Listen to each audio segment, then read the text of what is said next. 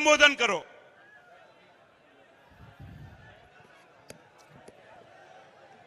जय अंबाजी देवी जी, जय बहुचर माता जी, मुकुल वासनिक जी, शक्ति सिंह गोहिल जी, जगदीश ठाकुर जी, सिद्धार्थ पटेल जी, शैलेश परमार जी, लालजी भाई देसाई जी, हमारे कैंडिडेट्स चंदन सिंह ठाकुर जी, जेनीबेन ठाकुर जी, रामजी ठाकुर जी, स्टेज पे हमारे एमएलएज, वरिष्ठ नेता, भाई और बहनों, कांग्रेस के प्यारे कार्यकर्ता, प्रेस के हमारे मित्रों, आप सबका यहां बहुत बहुत स्वागत। इतनी गर्मी में आप आए, दूर दूर से आए, इसके लिए आप सबको दिल से धन्यवाद करता हूं। वो अलंकार से कॉन्स्टिट्यूशन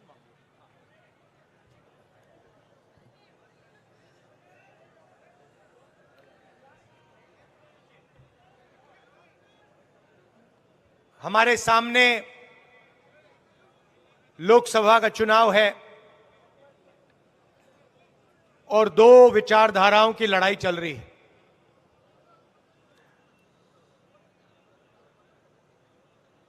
सवाल यह है कि हिंदुस्तान का लोकतंत्र और संविधान बचेगा या नहीं बचेगा। बीजेपी के, आरएसएस के लोग चाहते हैं कि संविधान खत्म हो जाए और हम कांग्रेस पार्टी और इंडिया अलायंस संविधान की रक्षा कर रहे हैं।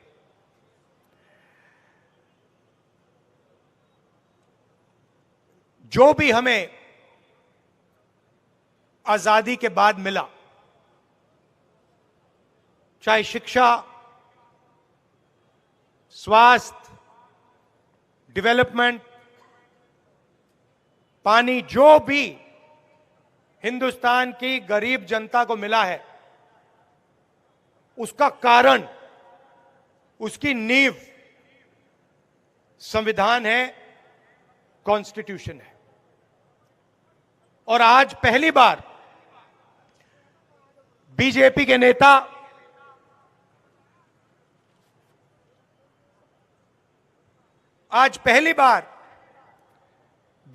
नेता खुलकर कह रहे हैं कि अगर हम चुनाव जीते तो हम इस संविधान को, कॉन्स्टिट्यूशन को बदल देंगे, फाड़ के फेंक देंगे, खत्म कर देंगे। भाई और बहनों, ये जो कॉन्स्टिट्यूशन है, ये जो संविधान है, यही गरीबों की रक्षा करता है, यही कमजोरों की रक्षा करता है, यही किसानों की रक्षा करता है। नरेंद्र मोदी जी चाहते हैं कि 22-25 लोग हिंदुस्तान के पूरे धन को, पूरी सत्ता को, पूरे नेचुरल रिसोर्सेज को कंट्रोल करें।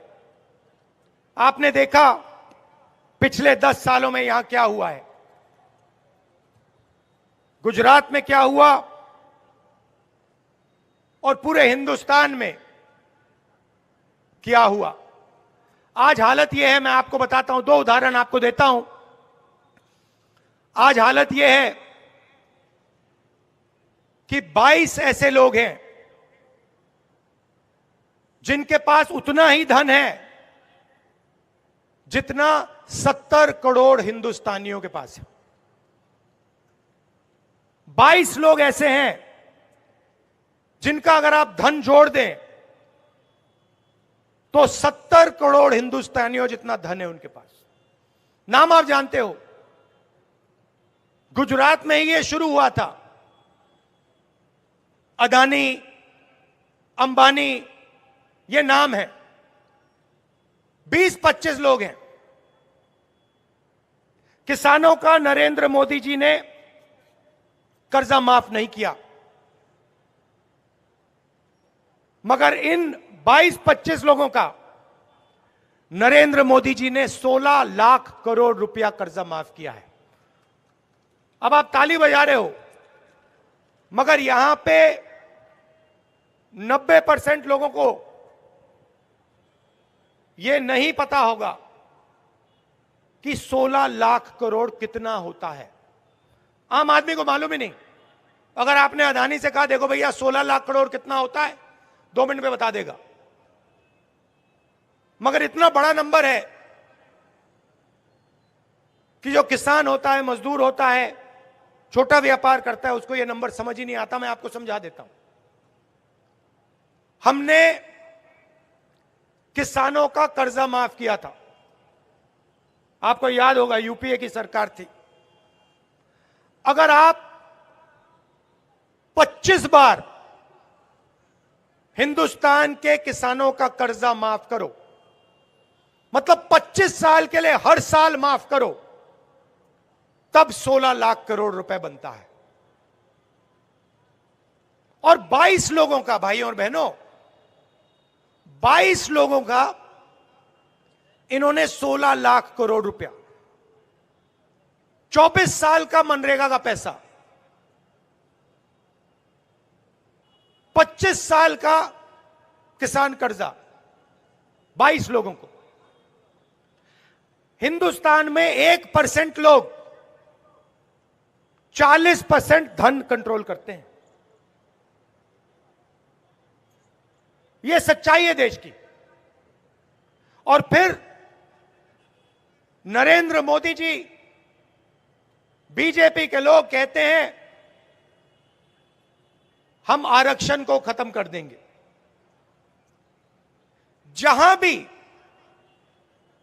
कमजोर लोगों को थोड़ा सा फायदा मिलता है, किसानों को थोड़ा सा फायदा मिलता है, मजदूरों को, छोटे व्यापारियों को थोड़ा सा फायदा मिलता है, वहां ये लोग, उनका ध्यान चला जाता है, उसको बंद करने की कोशिश करते हैं।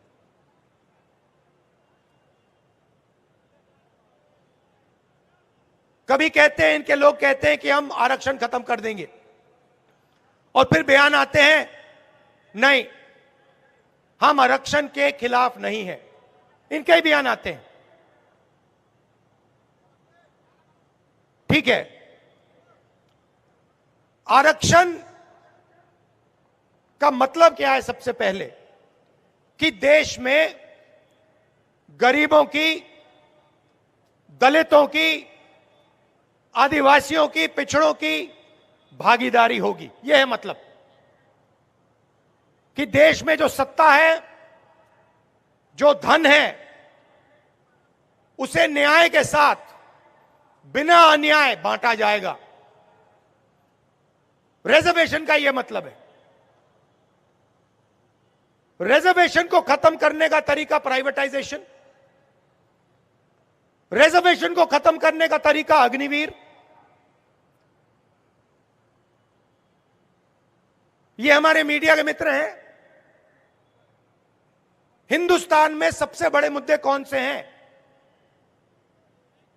बेरोजगारी, महंगाई, भागीदारी, यही है ना मुद्दे। किसानों की स्थिति, आप मुझे बताओ, मीडिया में आपने बेरोजगारी की बात कब सुनी? कभी टीवी पर आपने देखा? नहीं। महंगाई की बात आपने कभी टीवी पे देखी कि भैया बहुत महंगाई हो रही है? कभी देखी? भागीदारी की बात कभी देखी, सुनी आपने? मैं आपको बताता हूं क्यों नहीं। मैंने लिस्ट निकाली, मीडिया के मालिकों की लिस्ट निकाली, बड़े बड़े एंकर्स की लिस्ट निकाली। उसमें आपको एक पिछड़ा नहीं मिलेगा, एक दलित नहीं मिलेगा, एक आदिवासी नहीं मिलेगा, एक गरीब जनरल कास्ट का व्यक्ति नहीं मिलेगा।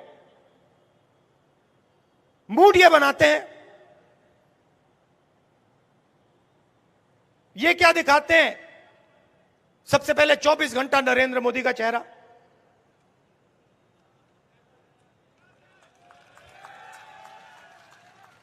आप देख लो, या नरेंद्र मोदी जी का चेहरा दिखेगा या फिर इन अरबपतियों की शादियां दिखेंगी या फिर बॉलीवुड स्टार्स दिखेंगे, मगर आपको किसान कभी नहीं दिख सकता। बेरोजगार युवा आपको टीवी पे, मीडिया पे कभी नहीं दिख सकता। मगर यह देश की सच्चाई है। छोटे व्यापारियों को खत्म कर दिया, स्मॉल मीडियम बिजनेस को खत्म कर दिया, नोटबंदी की, गलत जीएसटी लागू की। आज सच्चाई है कि इस देश में युवाओं को रोजगार नहीं मिल सकता। 45 साल से सबसे ज्यादा बेरोजगारी हिंदुस्तान में आज है, यह सच्चाई है। मगर यह मीडिया में आपको कभी नहीं दिख सकती। ठीक है, तो मीडिया में आपकी भागीदारी नहीं है तो कहां है? आपकी आबादी 90% है, 15% देश में दलित हैं, कम से कम 50% पिछड़ा वर्ग है, 8% आदिवासी हैं, 5% गरीब जनरल कास्ट के लोग हैं। हिंदुस्तान की 200 सबसे बड़ी कंपनियों की लिस्ट निकालिए, उनकी सीनियर मैनेजमेंट की लिस्ट निकालिए, वही है अदानी, अंबानी, टाटा, बिरला, यही हैं। और मुझे दिखा दो इन कंपनियों में 200 नाम हैं, इनके मालिकों में मुझे एक पिछड़ा नाम दिखा दो, एक दलित नाम दिखा दो, एक आदिवासी दिखा दो, एक गरीब जनरल कास्ट का दिखा दो। नहीं मिल सकता, है ही नहीं। हिंदुस्तान का 90% पॉपुलेशन ना आपको मीडिया में मिलेगा, ना आपको कॉर्पोरेट इंडिया में मिलेगा।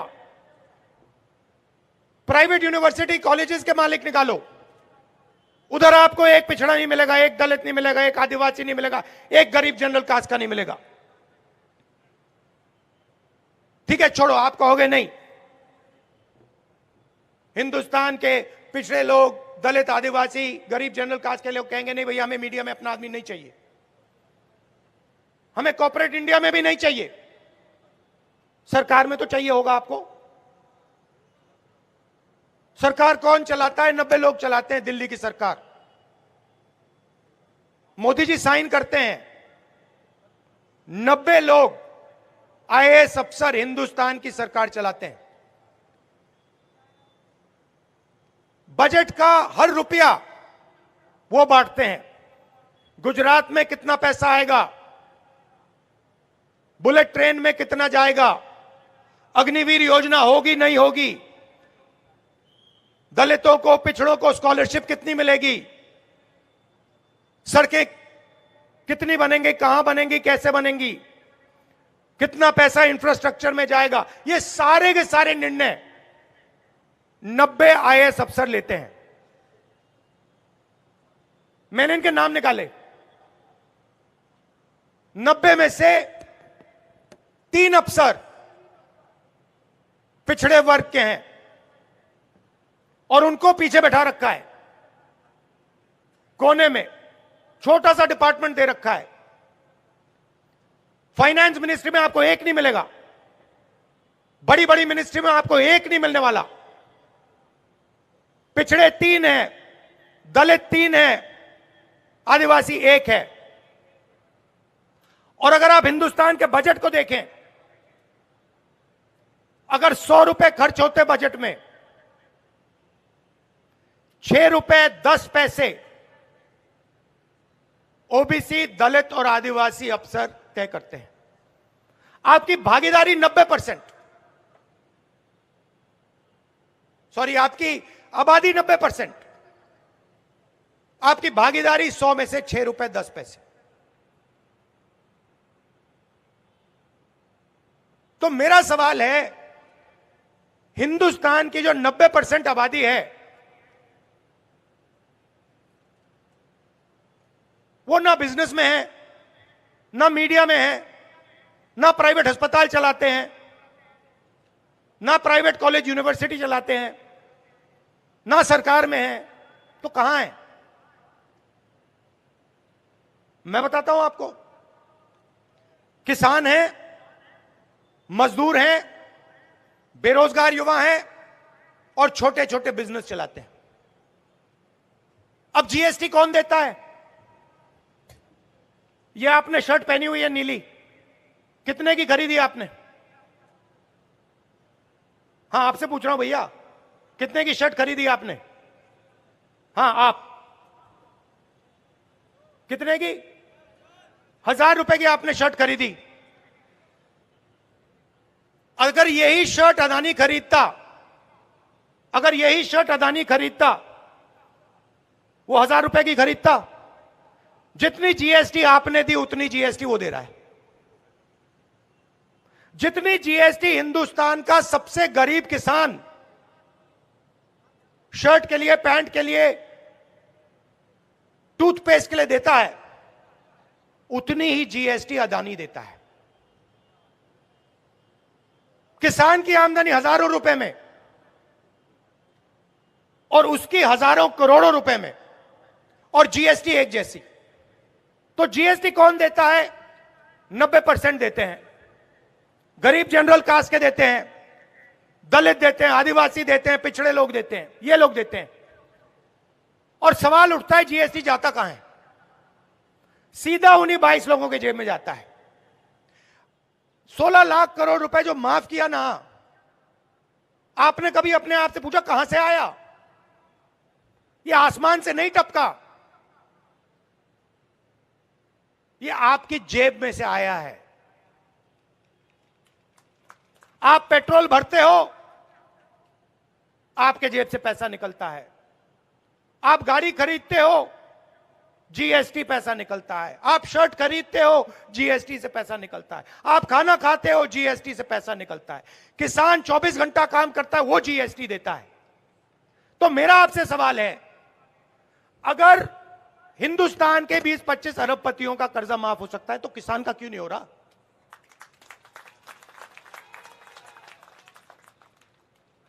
अगर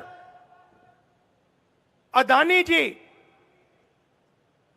को देश का पूरा इंफ्रास्ट्रक्चर पकड़ाया जा सकता है, जमीन दी जा सकती है, जल, जंगल, airport, port, solar power, wind power, सारा का सारा उनको दिया जा सकता है, तो किसान को, मजदूर को, बेरोजगार युवा को क्यों नहीं दिया जा सकता? उसमें ऐसा क्या है जो हमारे किसानों में नहीं है? उसमें क्या है जो हमारे मजदूरों में नहीं है? एक ही चीज है भाई और बहनों, नरेंद्र मोदी जी से दोस्ती है। बस वही एक चीज है। और ऐसा है कि लॉटरी खुल गई है। जो भी दिल में आता है, एनडीटीवी अच्छा लगा, उठा के ले गए। ये देखो रिपोर्टर हंस रहा है, इनकी गलती नहीं है। मैंने इनको इसलिए बोला, मीडिया के हमारे मित्र हैं, मगर इनको बांध के रखा हुआ है। ये जो दिल में है बोल नहीं सकते, नहीं तो इनको निकाल दिया जाएगा, फिर मतलब सैलरी नहीं मिलेगी, प्रॉब्लम हो जाएगी। देखो सिर हिला रहे हैं ये लोग, कह रहे हैं हाँ जी सही बोल रहा है। और जहां भी देखो दो हिंदुस्तान बन रहे हैं। आपने राम मंदिर का इनॉग्रेशन देखा, धूमधाम से हुआ। उधर आपने एक गरीब किसान को देखा? आपको एक मजदूर दिखा? राष्ट्रपति आदिवासी हैं, पार्लियामेंट का उद्घाटन होता है, राम मंदिर का उद्घाटन होता है, वो हेड ऑफ स्टेट है, मतलब प्रोटोकॉल में सबसे ऊंची हैं, उनको जाने तक नहीं दिया। शर्म की बात है, अंदर जाने तक नहीं दिया राष्ट्रपति को। क्यों? क्योंकि वो आदिवासी हैं।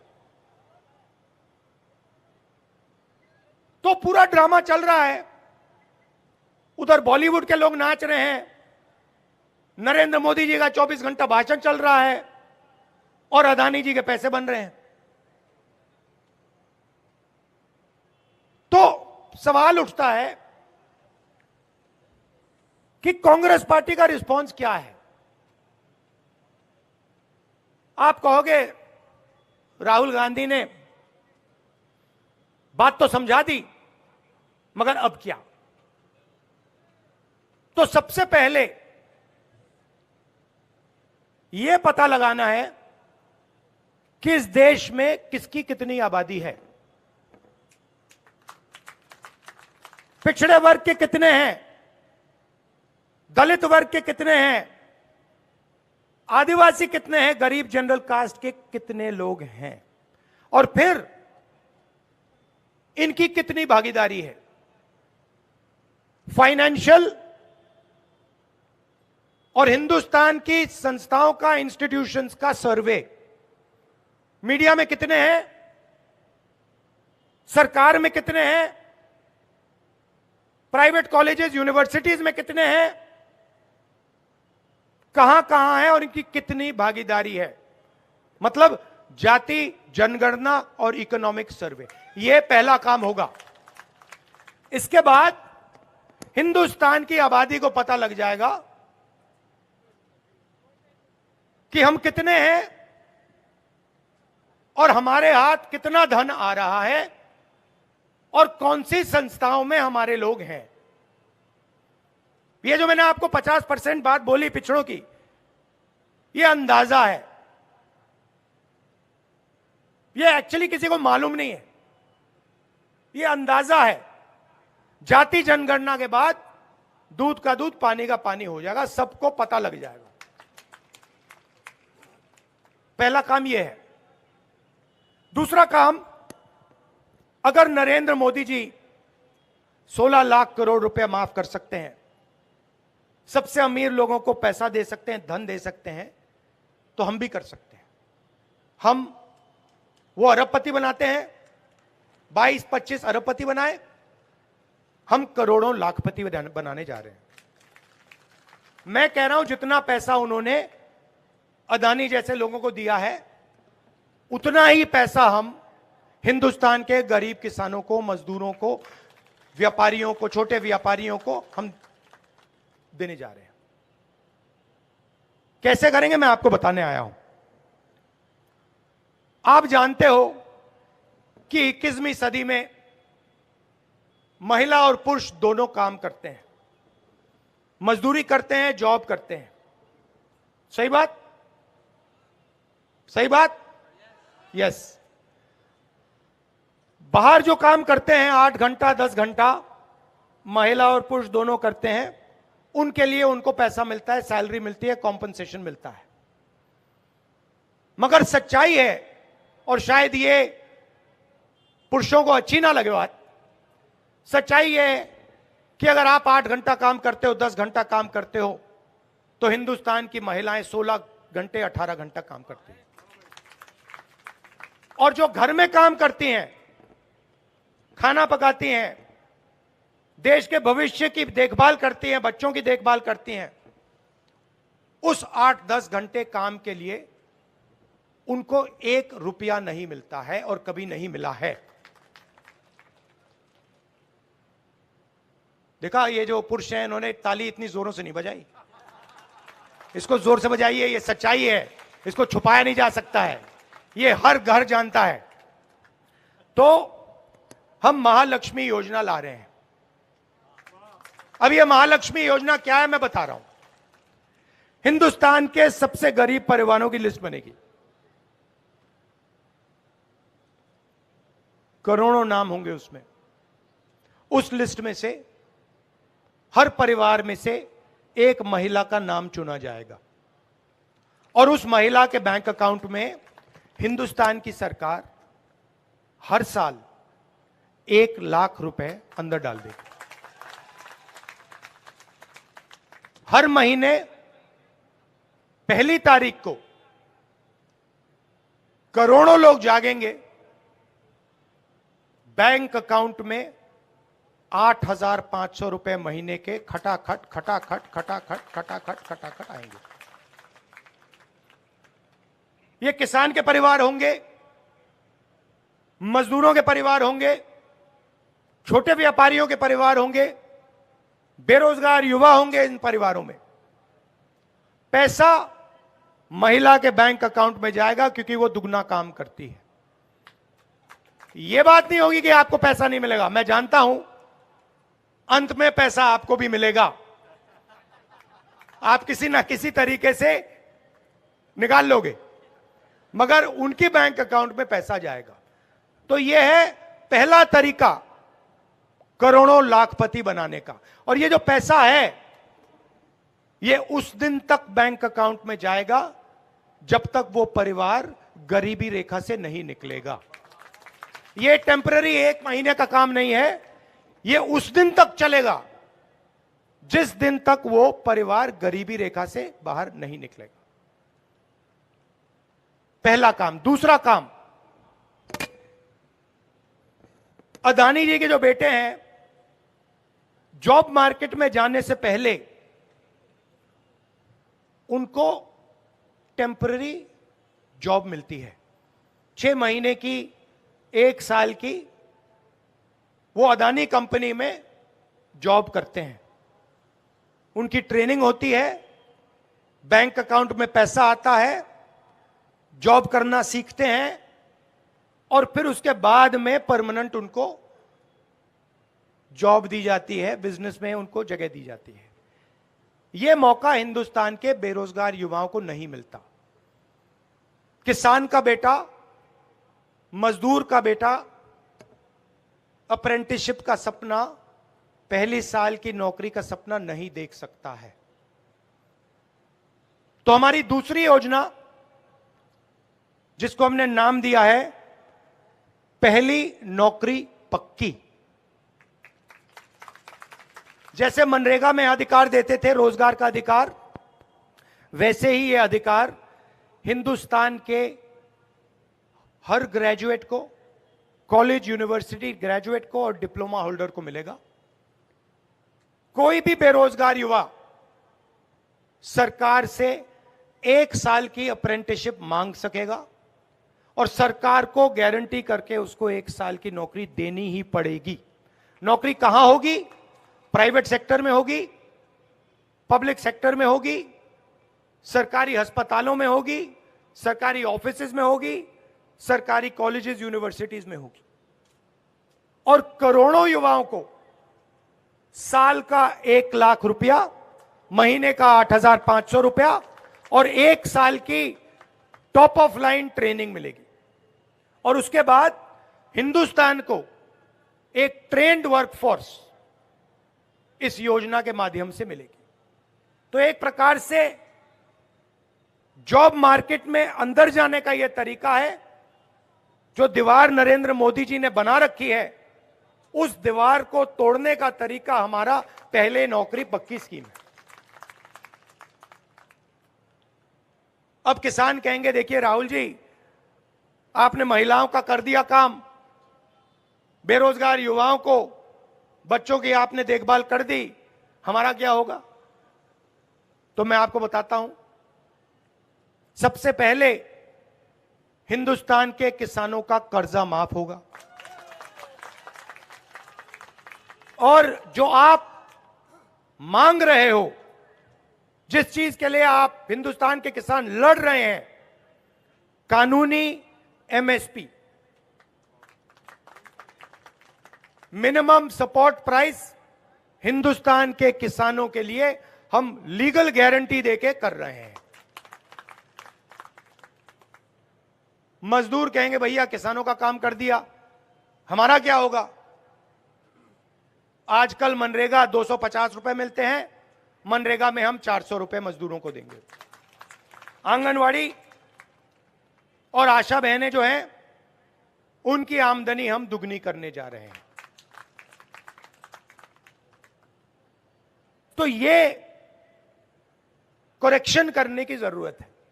जो नरेंद्र मोदी जी ने पिछले 10 साल किया, चुने हुए लोगों को फायदा पहुंचाया, मदद करी, पूरा धन उन्हीं लोगों को दे दिया। इसको करेक्ट करने के लिए कांग्रेस पार्टी और इंडिया गठबंधन हिंदुस्तान के गरीब लोगों को सीधा बैंक अकाउंट में पैसा देने जा रही है। दो तीन चीज मैं आपसे और कहना चाहता हूं। देखिए, हिंदुस्तान का युवा जब सेना में जाता है, देशभक्ति की भावना से जाता है, बॉर्डर पे खड़ा होता है, देश की रक्षा करता है और जान भी देने के लिए तैयार होता है। मुझे लगता है और कांग्रेस पार्टी के नेताओं को लगता है कि अग्निवीर योजना हमारे जवानों पर अपमान है। इसीलिए हमने निर्णय ले लिया है कि दो तरीके के शहीद नहीं होंगे, एक ही शहीद होगा। सबको शहीद का दर्जा मिलेगा, सबको पेंशन मिलेगी, सबको कैंटीन मिलेगी, सबकी रक्षा होगी। जो गारंटी हिंदुस्तान की सेना सैनिकों को देती है, प्रोटेक्शन की जो गारंटी देती है, वो मिलनी चाहिए। इसलिए अग्निवीर स्कीम को हम रद्द कर देंगे, फाड़ के फेंक देंगे इसको। इसकी कोई जरूरत नहीं है। आर्मी ने यह स्कीम नहीं मांगी। यह स्कीम नरेंद्र मोदी जी के ऑफिस से आई है, पीएम ऑफिस से आई है, और यह स्कीम से देश का नुकसान हो रहा है, इसलिए स्कीम को हम रद्द कर देंगे। आखिरी बात, अगर देश में रोजगार पैदा करना है तो दो तीन चीजें करनी होंगी। सबसे पहले, जो हमारे छोटे व्यापारी हैं, स्मॉल और मीडियम बिजनेस हैं, छोटी फैक्ट्रियां चलाते हैं, टेक्सटाइल का बिजनेस करते हैं, डायमंड हीरे का बिजनेस करते हैं, इनकी रक्षा करनी होगी और बैंक के दरवाजे इनके लिए खोलने होंगे। आजकल अदानी जी को बैंक लोन मिल जाता है, मगर जो छोटा बिजनेस चलाता है, एंटरप्रेन्योर होता है, उसको बैंक लोन नहीं मिल सकता। तो बैंक के दरवाजे हम इन लोगों के लिए खोल देंगे। और दूसरी बात, ये जो जीएसटी है, ये गलत जीएसटी है। 5 अलग अलग टैक्स, किसानों पर टैक्स, इतना ऊंचा टैक्स, इसकी कोई जरूरत नहीं है। जीएसटी को हम बदलेंगे, मैन्युफैक्चरिंग बेसिस पे जीएसटी बनेगी, एक जीएसटी होगी, कम से कम टैक्स होगा, सिंपल जीएसटी होगी, इसमें कोई भ्रष्टाचार नहीं होगा। नई जीएसटी हम लागू करके आपको दिलवा देंगे। यह मैं आपसे कहना चाह रहा था। दिल से मैं आपका धन्यवाद करता हूं। और एक आखिरी बात, यहां जो भावनगर के जो महाराजा थे, उन्होंने जो देश के लिए किया, अपना राज जो उन्होंने देश को समर्पित किया, उनकी हम याद करते हैं और उनकी धन्यवाद करते हैं और उनका सम्मान करते हैं। बहुत बहुत धन्यवाद। नमस्कार, जय हिंद। खूब खूब आभार विधि હું ચાણસ્માના કિરીટભાઈ પટેલ સાહેબને વિનંતી કરીશ કે આભાર વિધિ કરશે। આજે સંદનજીને સમર્થન કરવા માટે રાહુલજી અને એની સાથે તમામ લોકો ઉપસ્થિત રહ્યા। આપ સૌ મોટી સંખ્યામાં સૌ ઉપસ્થિત રહ્યા, એ બદલ આપ સૌનો આભાર। આપણે બે હાથ ઊંચા કરી અને રાહુલજીને સમર્થન કરીશું। રાહુલજી તુમ આગે बढ़ो, राहुल जी तुम आगे बढ़ो।